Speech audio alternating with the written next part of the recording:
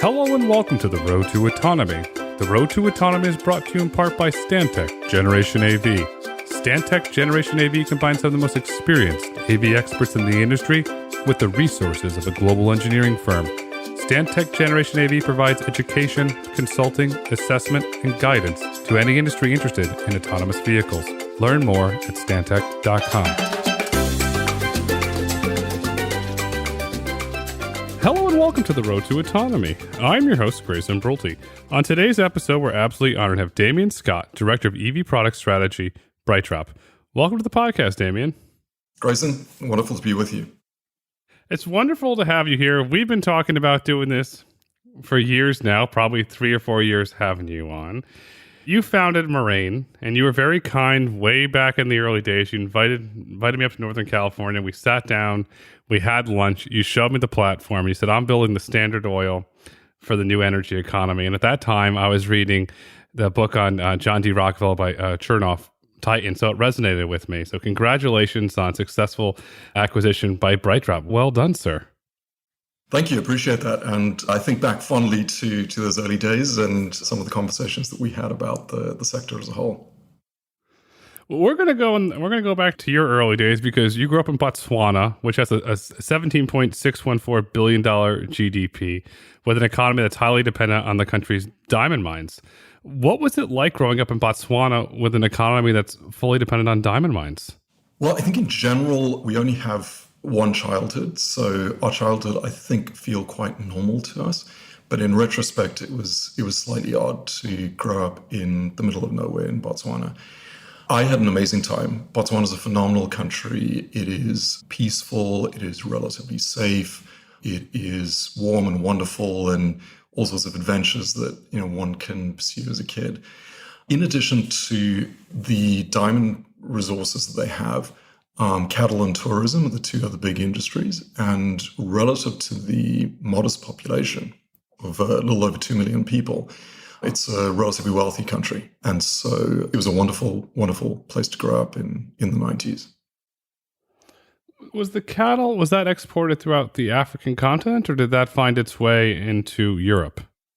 I'm not sure if it made it as far as Europe, but beef production in particular, a lot of exports to South Africa and just domestic consumption.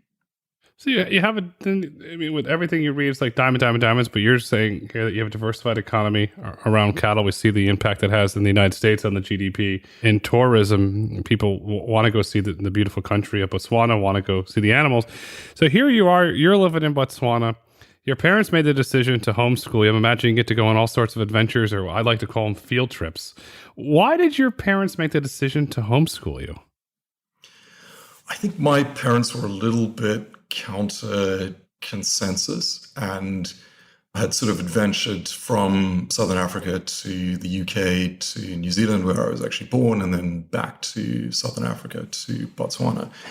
And my father, who's a medical doctor, was flying in a light aircraft to tiny little villages across Botswana and providing a medical service there.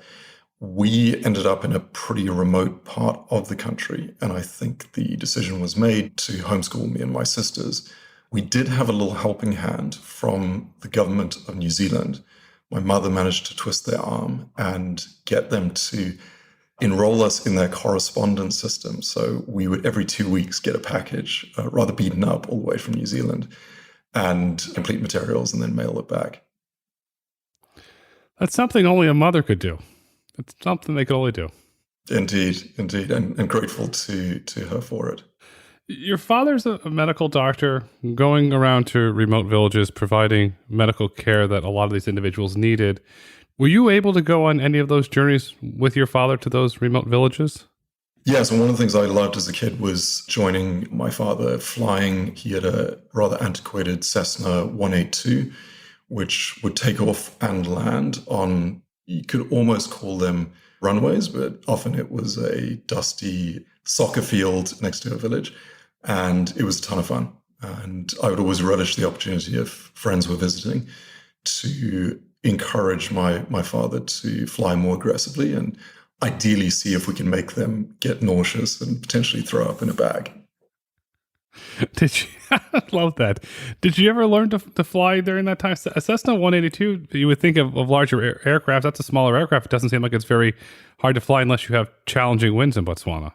Yeah, pretty straightforward to fly. I would sometimes fly with my dad. I'm never qualified as a private pilot. It's one of the things that I've got on my list to do here in the US. And it's very much in the family. My father's father flew in the Second World War in North Africa as part of the RAF. So you have aviation running in your blood. You have medicine running in your blood. Why did you make the decision for technology not go into one of the fields that you were exposed to earlier in your childhood? So one of the amazing things about living on a remote game farm in Botswana is you have to become incredibly practical. Fixing vehicles, borehole pumps, electricity frequently goes down. And so there's a lot of direct exposure to the fundamental things that we use in our life. And I think anyone listening that grew up on a farm will sort of appreciate these things, that when they break down, generally you're on the hook to fix them. And so I think a combination of that and the fact that we didn't have television, but had a vast number of books, and I gravitated very much towards the hard science fiction. Those two things, working on the various practical aspects of life and then peering into the imagined futures of what this could look like, really combined to make me want to work on technology that would bring about some of the more positive visions of the future. And a lot of that was around energy and transportation. If you look at positive visions of the future, a lot of science fiction books have properly predicted the future. They predicted inventions that never happened. And just last week, he was born. George Jetson was a baby. He was actually born. If you look at the timeline, he was born. They predicted a lot of things in the Jetsons that became true. So you're there on this remote game farm in Botswana. You have up and down electricity. Let's call it, we can use the word unstable electricity. To the north of you, you have the Sahara, which has 4,300 hours of sunshine a year, an immense opportunity for potential solar installations. You're having to fix everything. You're reading science fiction. Did your mind start racing, say, wait a second, there's a large opportunity here in energy if I can combine what I'm learning in Botswana and what I'm reading in the science fiction books? Yeah, I wish I could claim to have a coherent plan for transforming the world's energy system as an 11-year-old, but I think I was just excited to learn about it. And I think this came much later on when I was in Australia doing my undergrad and really diving into solar energy as a source. But I think at the time in Botswana, a lot of the provision of water was either pumped from rivers or boreholes that were sunk. And I remember working with my father on installing our first solar borehole pump. And it was a very tiny, low-power photovoltaic panel dropped down into a small electric pump that was lifting water from this borehole. And it was just the most magical thing, without a noisy diesel generator, which we'd used previously that, you have to go and refuel periodically. It was just water coming out of the ground with nothing other than sunlight. And so I think that was the moment that I was hooked. Was that your father gets the solar panel? Did that have to come from New Zealand in one of your care packages? How did that get out to remote Botswana? Yeah, I think there was generally the availability of technology lagged behind significantly. I remember getting compact discs a lot later than the rest of the world. So music selections were limited, but we started in the early days of the availability of photovoltaics. They were imported into South Africa, and we would periodically make a trip out and get supplies for the farm, generally from South Africa. You have real world, hands-on experience with solar in a remote part of the world. In your opinion, what opportunities do you see for solar energy? Is it a remote part of the world that aren't necessarily connected to the grid or have an unstable grid, or do you see solar eventually merging into a more dense urban landscape? I think this is a future that's yet to be written. I remember getting very excited in undergrad about a project called Desert Tech, which was conceived of looking at the installation of large solar collectors in the Sahara, and then using high voltage DC lines to transport that electricity across the Mediterranean into the European continent. And the first order calculations, as someone who's trained as a physicist, that's my starting point, is to look at the amount of energy that is delivered, the amount of energy that we require, and look at whether that matches. And I think this is probably roughly correct, but the world's deserts receive more energy from the sun in about 6 hours than we consume as a planet in an entire year. So we've got plenty of energy arriving on the Earth's surface. It's really a question of how do we cost effectively capture that and deliver it to the end users when it's needed. And that's really the fundamental challenge. Solar obviously is not always available based on the day-night cycle, and weather conditions, clouds can come over and reduce or eliminate its production. And electricity is something that is generally quite difficult to store cost effectively.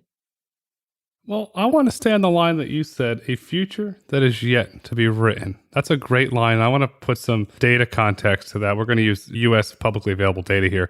The U.S. Energy Information Administration's projecting the global energy demand is projected to grow 47% by 2050. Furthermore, they are projecting that renewable energy will only make up for 27% of global consumption by 2050. I repeat, only 27%, with petroleum still the dominant form of energy. Furthermore, I want to put this even into more context for you.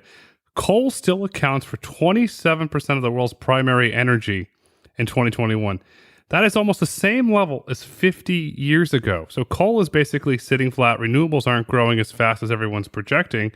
In your opinion, with your background in energy from firsthand world experience, how do you see the mix of energy sources changing over the next 50 years? Do we start to put more renewables? Do we tap in the Saharas, which I said is 4,300 hours of sunshine a year, to make us less dependent on hydrocarbons and more dependent on clean alternatives?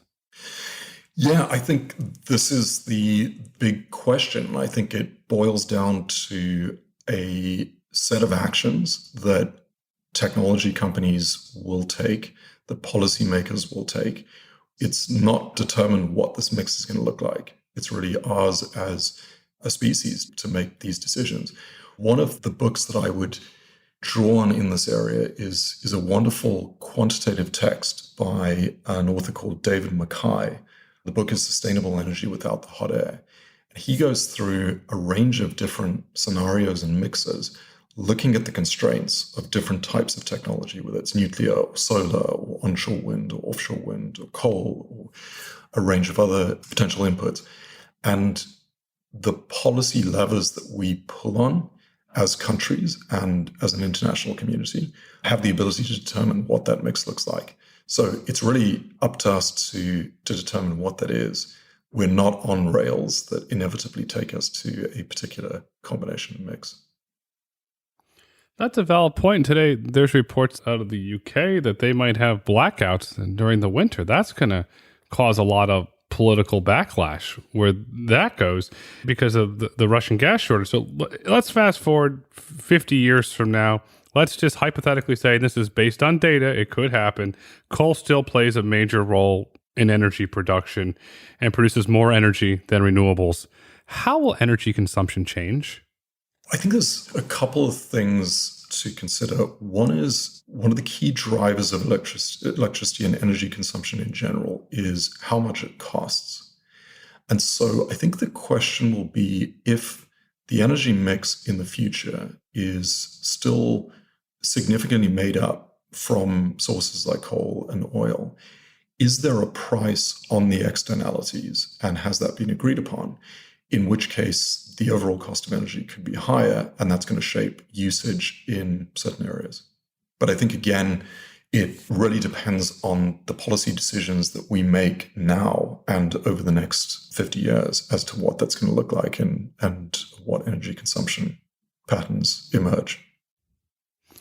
The policy decisions will be interesting, to say the least. We're going through some policy decisions. The EU passed the battery passport. There's the new thing coming, I believe it's 2030 United States, where it has to be manufactured in the United States. However, for the better, we don't have the ability to refine the mineral, so that's going to become an issue. Bloomberg stating only less than 87% of the EVs in the market today would qualify for that. So we still have a lot of ways to go on the policy. But one thing we can all agree on globally is how can we work to optimize energy usage, to reduce energy usage, especially as your company, BrightDrop, brings these wonderful vans online and starts serving millions of packages around the world. Is this where the Marin technology comes in for grid optimization? Well, I think you raise a really important point that there's a lot of things that we can do, technologies that we can invest in, try and deploy more widely at scale.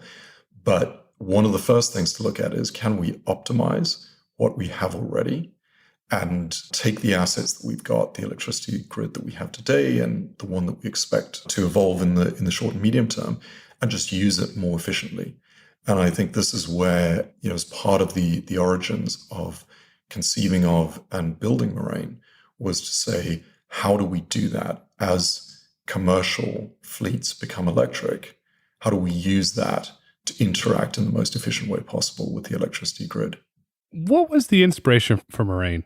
Were you sitting there reading the science fiction books, reminiscing when you were a child and then looking at the grid? You and I had grid conversation. I remember when I was the co-chair of the Tom Sickle Task Force in Beverly Hills, and we ran the scenario, if every resident of Beverly Hills bought a Tesla, plugged in the same time, ran their air conditioner at high, could the energy withstand it? No. I was like, this is a very important conversation to have.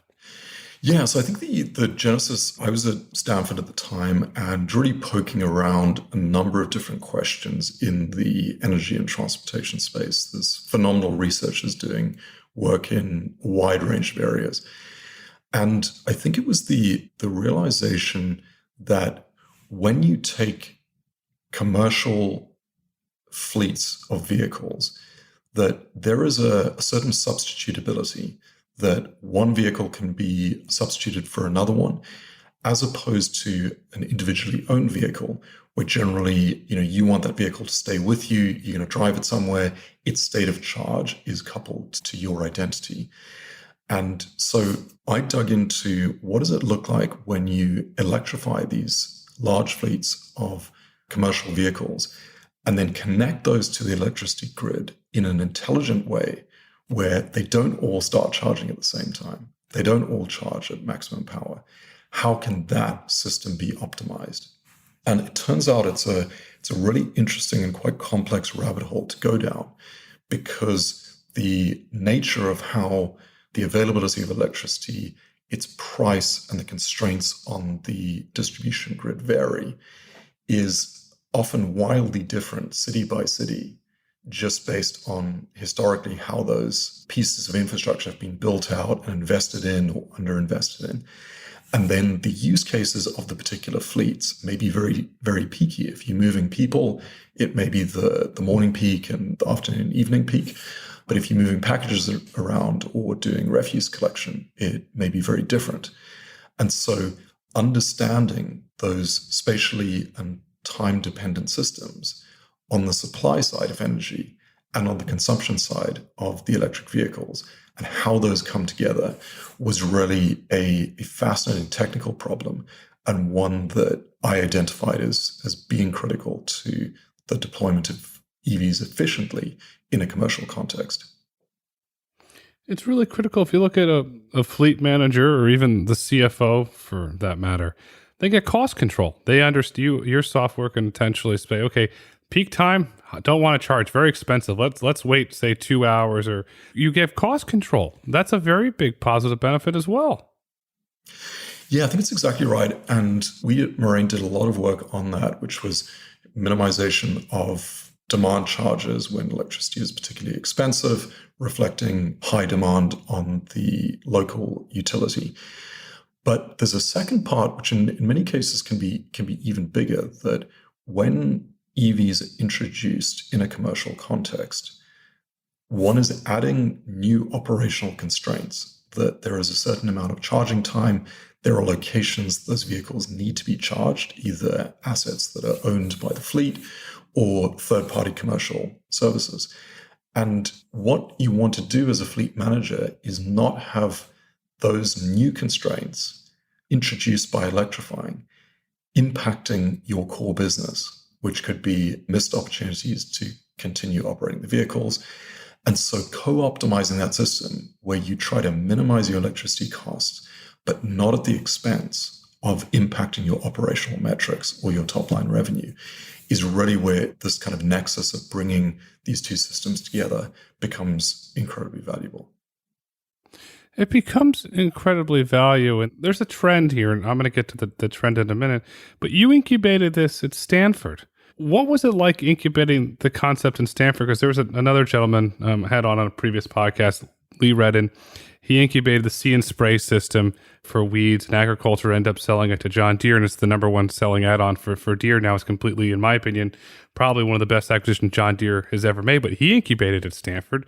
Very positive track record. You incubated Moraine at Stanford, and now you're working with BrightDrop, which is the wholly subsidiary of GM, and you're going to have a positive impact on BrightDrop's future.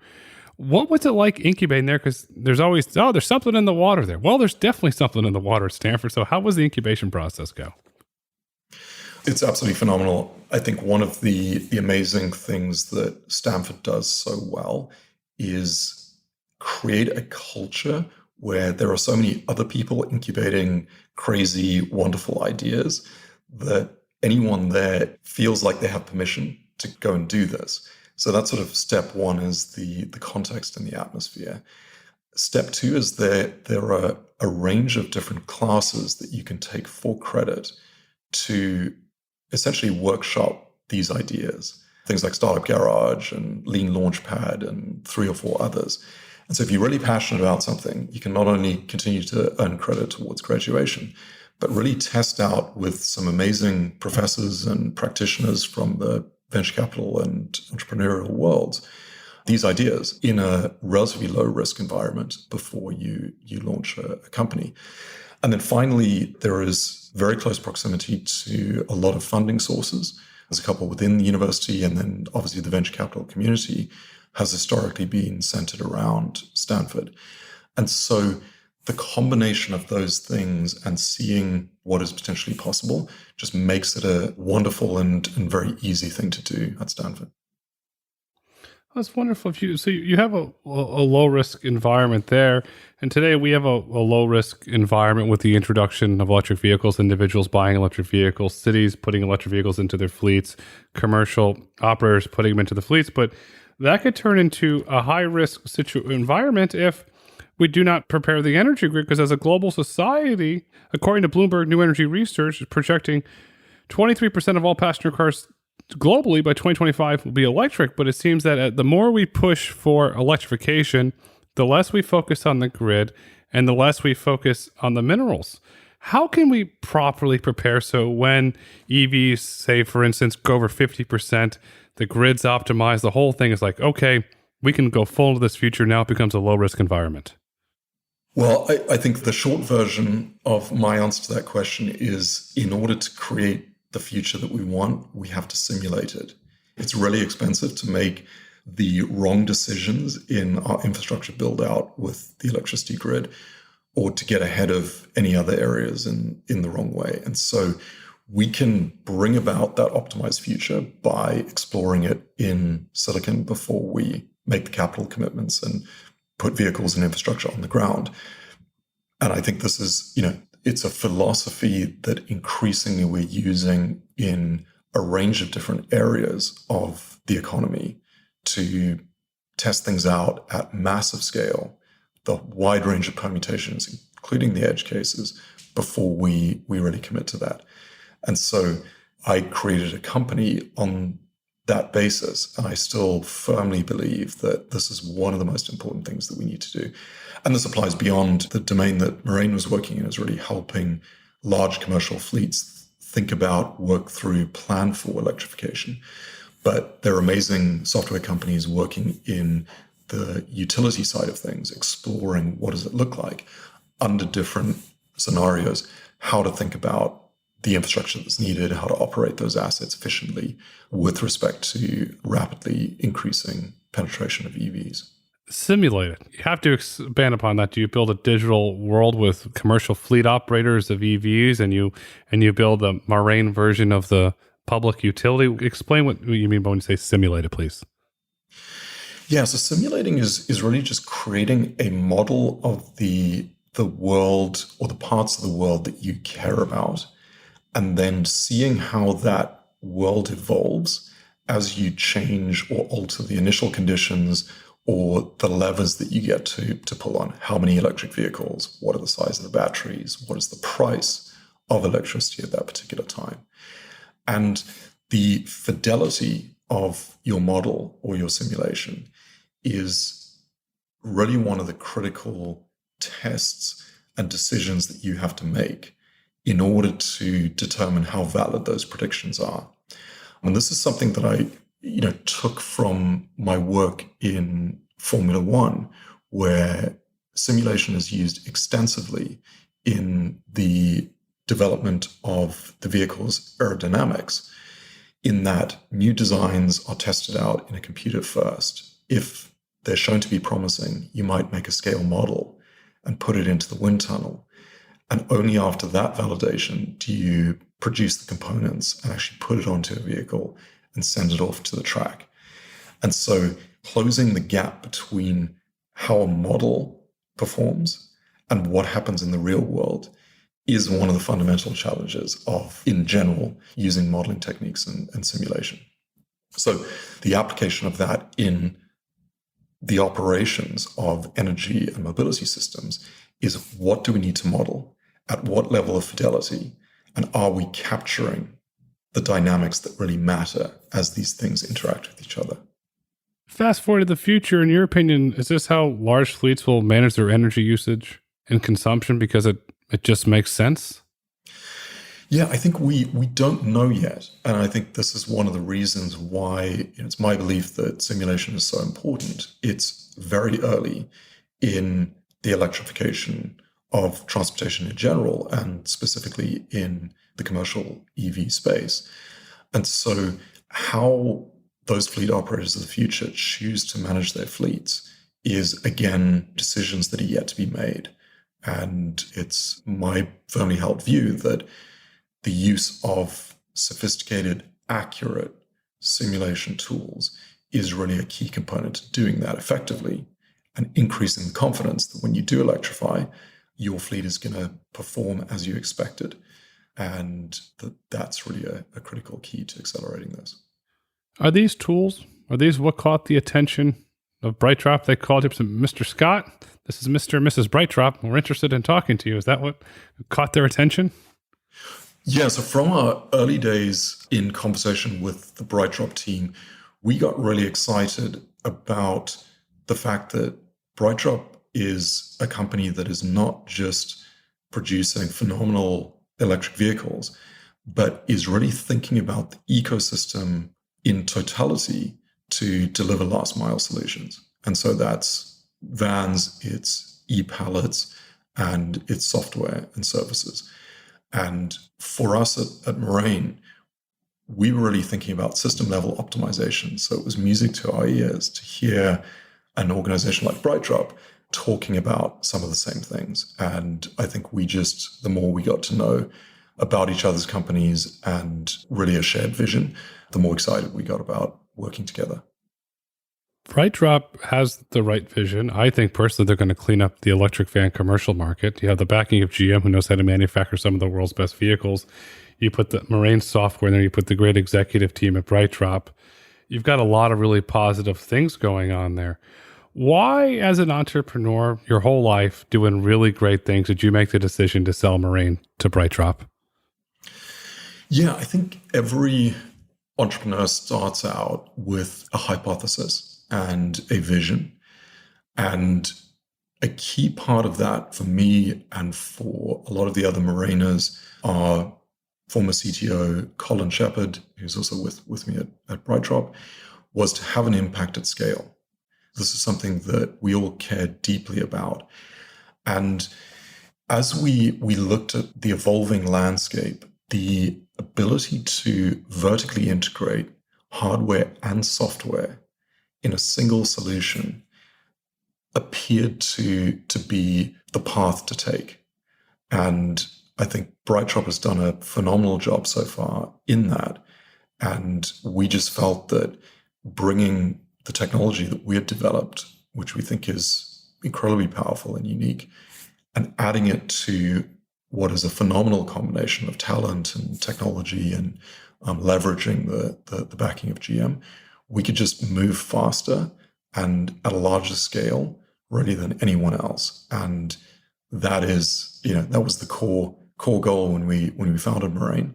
And this is the path that we think best allows us to pursue that. You said the key word, scale. BrightDrop has proven it.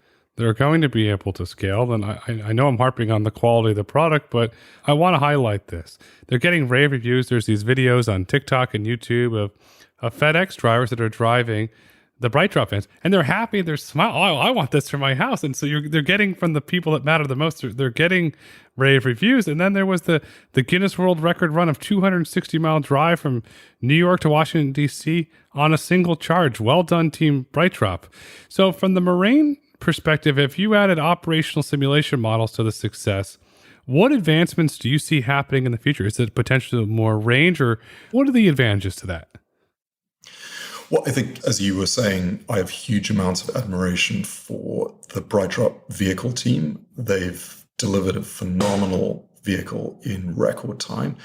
And as someone that has never worked for an OEM previously, but done a lot of work with them, in my Formula One days, we did a lot with Porsche and Jaguar Land Rover.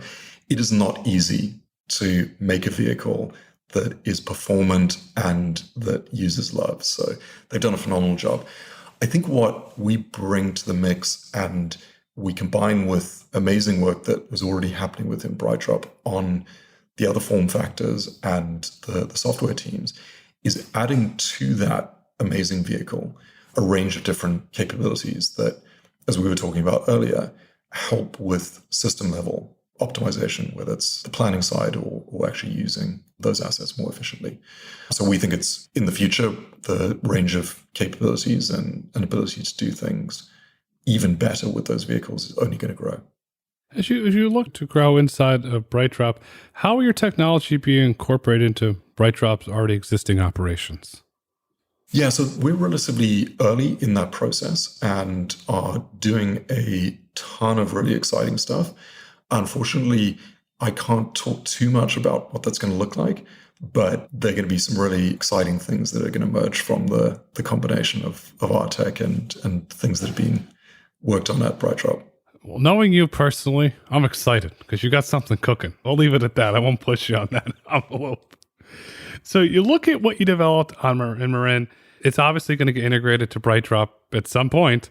But when you look at, so BrightDrop today has the vans, I forget the sidewalk that help the FedEx drivers move the packages. But can your technology be applied to all forms of electric transportation? So at the heart of our simulation and modeling is an agent-based approach. And this just means that we represent different things in the real world that we want to understand how they interact with a range of different properties. So this could be vehicles, it could be charging stations, it could be consumers that want packages delivered. And what that means is that we have unlimited flexibility to capture a range of different vehicle form factors, customer types, missions, and so forth. And so there's nothing to constrain us in what we capture and characterize to understand how to make these systems better. And I think this comes back to the ecosystem question. Again, as a physicist, the engineers always remind me that I can follow their equations, but I just can't make anything. I start with a first principles approach, which is we are trying to move a mass of some volume from one location to another location. How do we do that? It could be using a vehicle, it could be using an e-bike, it could be using an e-pallet, it could be going three-dimensional. And that ultimately the goal is to be able to characterize that, explore it, and then deliver the right physical solution with the software behind that to make it possible in the most efficient way. Do you see other large commercial electrified fleets starting to focus on their energy usage and consumption from an optimization perspective? I think energy is always a key question for any fleet operator. And I think the degrees of freedom that you have as a fleet manager are, one, how do you think about your long-term planning? What are the vehicles that you purchase and you put into your fleet? And then from a short-term standpoint, how do you use those vehicles? Where do you refuel them, or where do you recharge them? And what's really exciting about the time that we're in is we're in a world where we have telemetry on most vehicles. We're gathering a lot of data, even if these are all ICE vehicles. And so exploring and optimizing ahead of time is becoming increasingly possible. And so I think a lot of fleet managers are starting to say, hey, I've got new tools, I've got new options to explore, electrification being the key one. How do I think about that and how do I do it? And so I'm sure there are many conversations, many spreadsheets and explorations of how to do this best. I mean, stay on the optimizing ahead of time track. It reminds me of Formula One, because you have to optimize the car to put on the track for race day, because you want to have the most optimized vehicle to run. And we've jumped around it, but I want to dive into it. You worked as a general manager for Williams F1, Williams Advanced Engineering. We've seen it in transportation. We've seen it in mobility. Every day we're learning something new from F1. You were there in F1 working for a team.